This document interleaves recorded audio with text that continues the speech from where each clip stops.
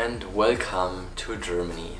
I am Joshua from Agatebay and you are with me in my living room today, and I am talking about polyhedroid agates. Polyhedroid agates from Brazil are probably some of the most mysterious agates in the entire world for different reasons, but the main reason being this kind of weird shaped exterior of the stones. There's only 2 deposits in the entire world where agates like this with a kind of polyhedroid shape like this occurs at all. These agates from Brazil are the most famous ones with this habit, and they have been found in the 1970s. Since it's been such a long time that they have been mined, there's almost probably nobody who actually knows the exact location on where they have been found. There's another location where these polyhedroid agates actually have been found, which is in Australia. They have been discovered by Patrick Gunderson, I think that's his name. Prices have just been going up and up and up because there's no supply for these whatsoever, but a high demand because of this kind of weird looking structure. And they are said to be not a pseudomorph agate, because that would mean that it would be a replacement after some sort of other mineral, but what I have heard is that they formed in between of large sheets of barite crystals. So it's like a sheet mineral that plays inside of a cavity, and then in between of these barite sheets is where the silica fluid entered and formed these crystals. The agates formed in this polyhedroid shape, then at a later time the barite crystals dissolved entirely and left the agates with this kind of really rectangular shape behind. Yeah, so a lot of these polyhedroid agates ended up in Germany. So once in a while, when I buy an older stock collection, then there's usually also a couple of these polyhedroid agates in these collections. But other than that, there's just no way of getting any polyhedroid agates anymore, and getting rough is also very, very difficult because almost everything that's been mined has already been cut up. So there's just not a lot of this material out there. I sell a lot of these pieces because there's not a lot getting to the market, and since prices are rising for them, it's also a good investment for sure, because there's just no supply anymore.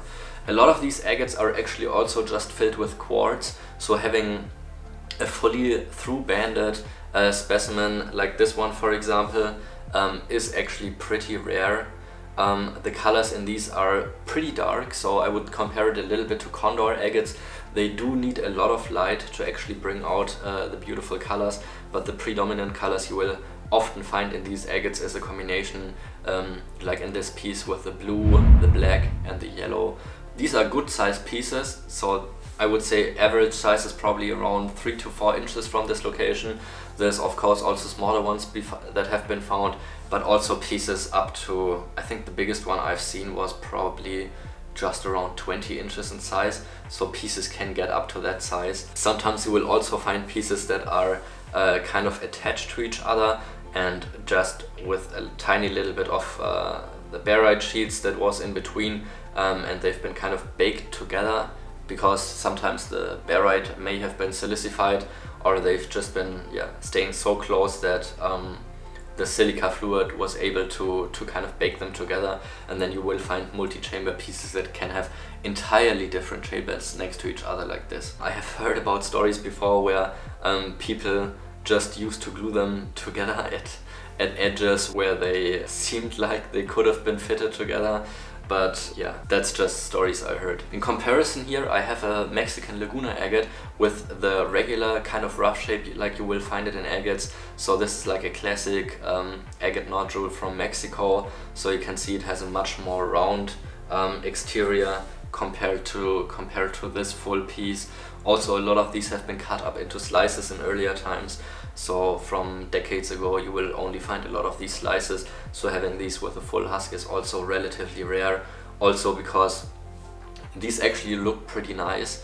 Of course, a lot of dealers, they would get a lot more money out of it if they were cutting these pieces into slices instead of keeping them as full specimens, but that's just another thing. Now let's turn around the Laguna agate, because it's actually also a really nice piece. Beautiful pink color with parallax, but that's just a piece I wanted to show you in comparison for the shape of the husk. yeah, it's really a mystery on how they have formed actually. I haven't done any studies on these myself, so all I have is really just based on second-hand knowledge on them. But I think they're some of the coolest agates, yeah, in the entire agate world that have been discovered, just because they have this amazing shape and sometimes really just perfectly triangular agates like this, for example. If you learned something new, yeah, leave it a thumbs up, comment which one of these is your favorite. Maybe also if you already have some polyhedroid agates in your collection yourself, because these just get rarer and rarer to come by. And yeah, subscribe to the channel if you enjoyed it and want to watch more of my videos in the future. And I'll see you in the next one. Goodbye.